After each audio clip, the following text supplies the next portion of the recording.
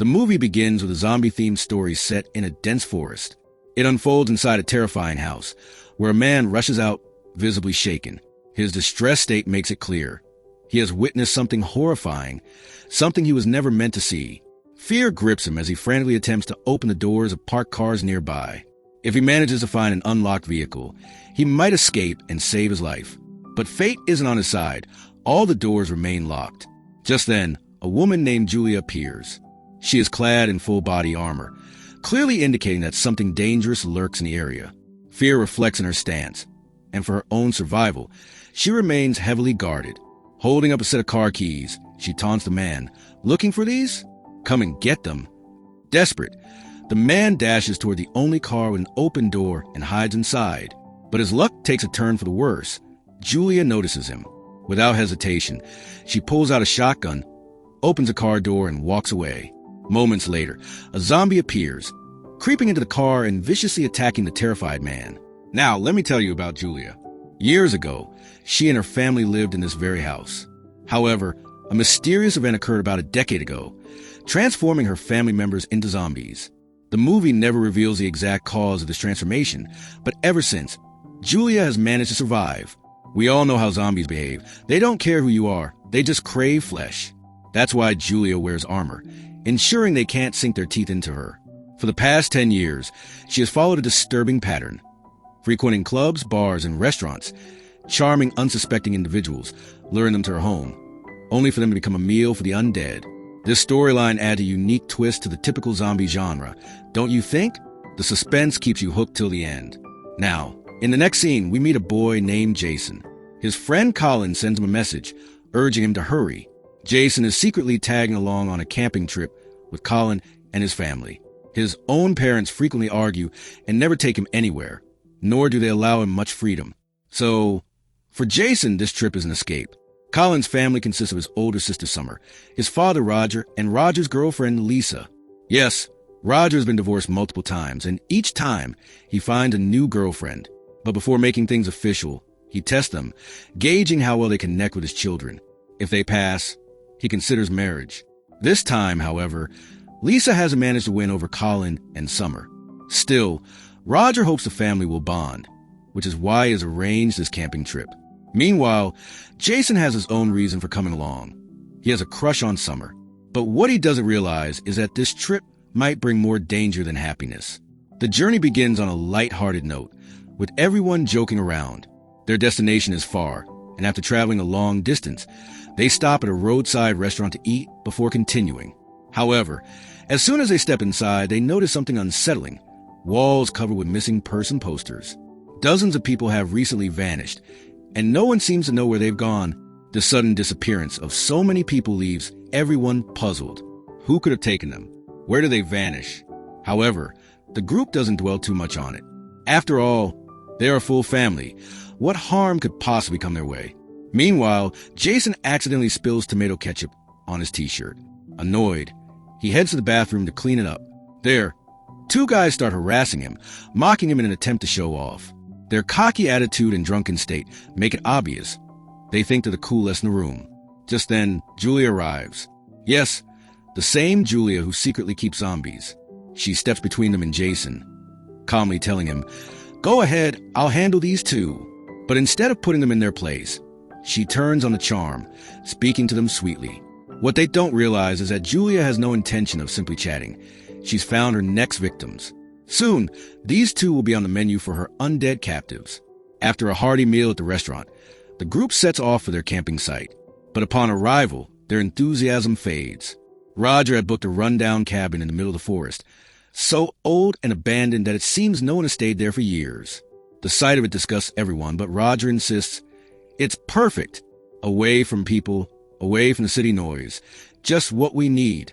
It's only for a night, so let's make the best of it. Reluctantly, everyone agrees and starts settling in. Once their things are sorted, Summer, Colin, and Jason decide to explore the surrounding area. As they venture into the dense woods, Colin stumbles upon a bone.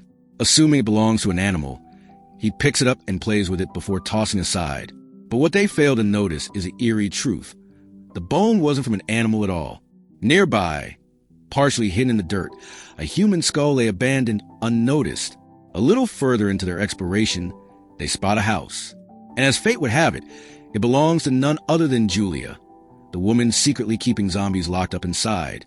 To make matters worse, Roger's budget-friendly decision had landed them in a cabin right next to hers. Trouble is just beginning. As they cautiously scan the area, they come across a large metal drum filled with ashes and burned belongings, evidence of Julia's previous victims. A sinking feeling creeps over them. Something is definitely wrong here. This place isn't normal. They need to leave. Now. Just then, the sound of a car approaching makes them freeze.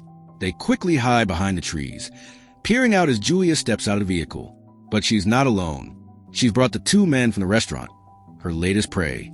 Jason and Summer are desperate to get out of there, but Colin, ever the thrill seeker, grins and says, "Something interesting is about to happen. If you guys don't want to watch, fine, but I'm checking it out." With no other choice, Jason and Summer reluctantly follow him. From a small window, they watch as Julia welcomes the two unsuspecting men inside. She pours them drinks, but doesn't take a sip herself. Instead, she hands the glasses to them, coaxing them to drink. Within seconds, both collapse unconscious. Julia wastes no time. She drags their bodies toward a locked room, the room where she keeps her zombie family. And just like that, their nightmare is only beginning. Leaving the two men behind, Julia unlocks the door, releasing the trapped zombies. The creatures lunge forward, tearing into their victims alive. Jason, Summer, and Colin watch in horror, unable to process the nightmare unfolding before their eyes. Their instincts scream at them to run, and without a second thought, they bolt from the scene, desperate to escape. But then, in a reckless move, Colin picks up a stone and hurls it at Julia's car. His twisted logic? If Julia hears the noise, she might think someone else is outside watching her. Maybe, just maybe, she'll abandon her victims and go investigate instead. Summer, realizing the sheer stupidity of his plan, glares at him. "Are you out of your mind? You just let her know we're here. If she catches us, we're next." And just as she feared, Julia turns and spots them. Their cover is blown. Without wasting another second, the three of them sprint back to their cabin, hearts pounding. They burst through the door and frankly explain everything to Roger. There's a woman next door. She's murdering people and feeding them to zombies. We have to leave. Now. But Roger, far too drunk to take them seriously, just scoffs. "Oh, come on. Who's trying to ruin my trip? Show me where she is. I'll deal with her myself." Drunk and overconfident, he stumbles toward the door, fully intent on confronting Julia alone. Summer and Jason try to stop him, but he insists, forcing them to follow. Colin, on the other hand, is too scared to leave and chooses to stay behind. Roger may think he has a plan, but he's so intoxicated that he can barely hold an axe properly, let alone fight Julia. That's why Summer and Jason stick close, knowing they'll need to handle things if he messes up. They reach Julia's house, and Roger marches toward the front door, ready to barge in. But Summer grabs his arm. "Wait, what if she's inside with a gun? We need to be careful." Roger, of course, ignores her. "Careful? Ha! I don't need careful, I need revenge." With that, he kicks open the door and storms inside. Summer and Jason have no choice but to follow. Strangely, the house is empty. No Julia. No zombies. Nothing. Roger smirks. "See? I told you. You guys are just high or something. Where are the zombies?" "Huh? Where's your killer neighbor?" Meanwhile, back at the cabin, Colin needs to use the bathroom. Terrified, he begs Lisa to come with him. "Please, just stand outside the door. What if Julia comes here?" Lisa rolls her eyes. "Relax. Our house is right here. Just go. Nothing's going to happen." Hesitantly, Colin goes inside. But as soon as he does, Julia arrives. She had been following them all along. Without warning, she attacks Lisa, sending Colin into full-blown panic mode. Slamming the bathroom door shut, he realizes with dread, Lisa is gone and he's next. From outside, Julia hears the unmistakable sound of Colin, relieving himself. A sinister smile creeps across her face. "Ah," she mutters, "time will lighten you up forever." With that, she cocks her shotgun and steps toward the bathroom. But just as she reaches for the handle, Colin escapes through the window. Lucky for him, he manages to flee in time. Back at Julia's house, Summer and Jason are still searching for answers. As they explore, they unknowingly reach the very room where the zombies are kept. Completely unaware of what's inside, they unlock the door, only for Roger to suddenly collapse. It turns out that Julia had never drunk the spiked liquor she offered her victims. Instead, she left it on the table untouched. Roger, oblivious, had downed it, and now he was out cold. Jason and Summer panic. With Roger unconscious, their only option is to barricade the main door to keep Julia out. Their plan is simple: wait for Roger to wake up, then escape together. But they don't realize one crucial thing. The real danger isn't outside. It's inside the house.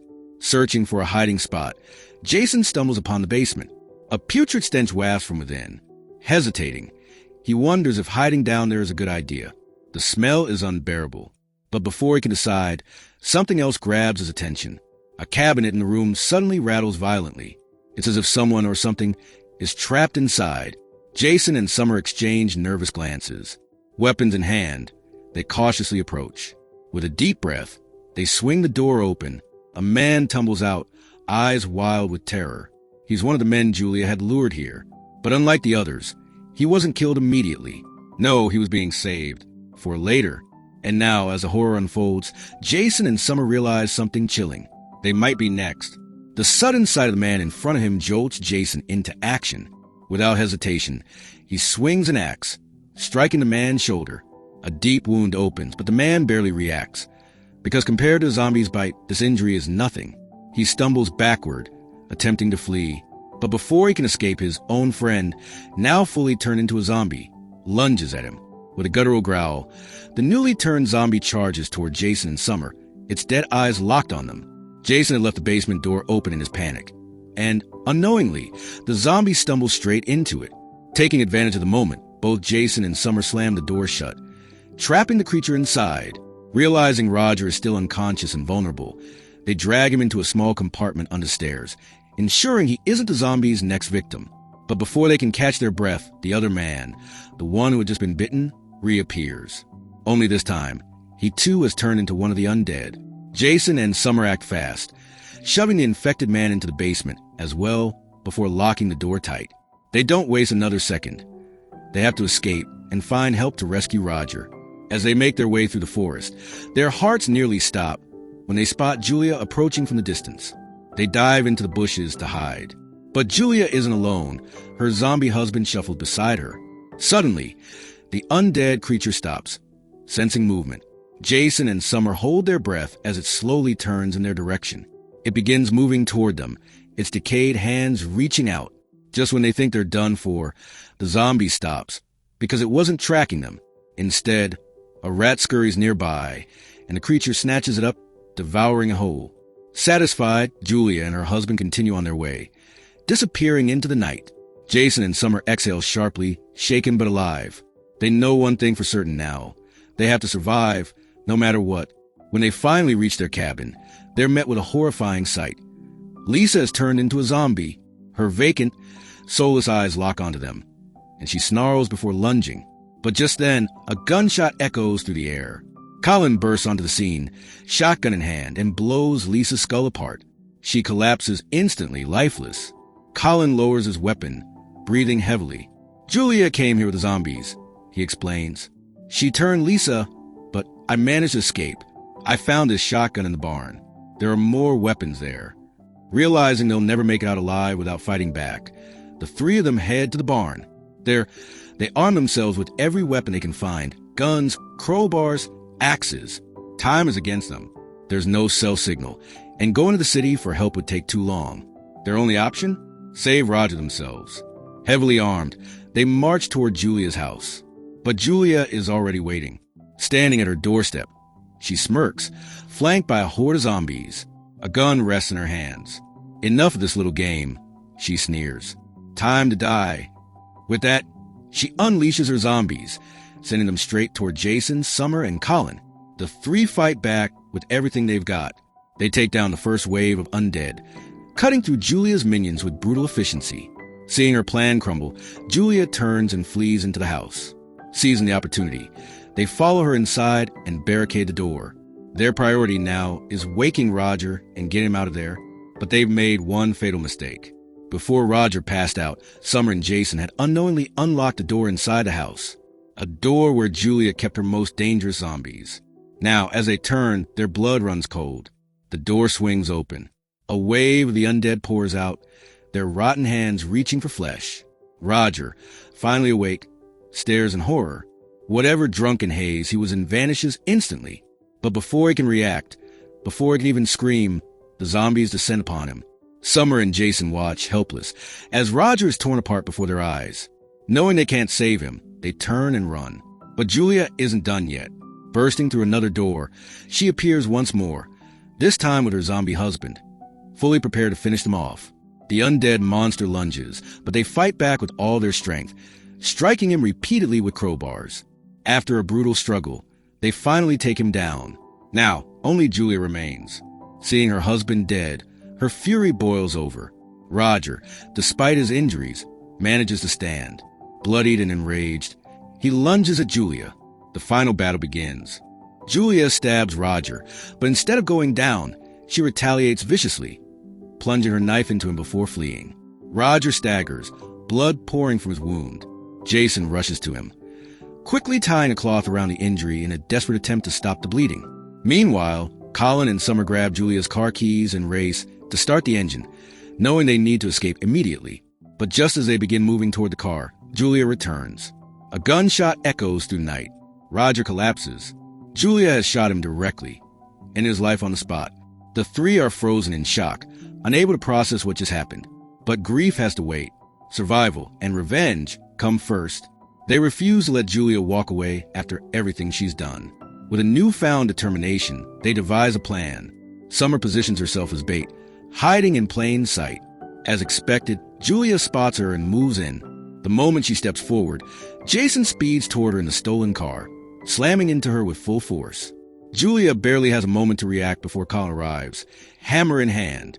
Fueled by fury and the need for justice, he swings, again and again, until Julia's skull is shattered beyond recognition. With her death, the nightmare finally ends. The zombies she once controlled are gone. The terror she inflicted is over. The three friends, though victorious, are forever changed. They gather Roger's remains, placing in a bag to ensure he receives a farewell he deserves. A bittersweet ending, one of survival, loss, and courage.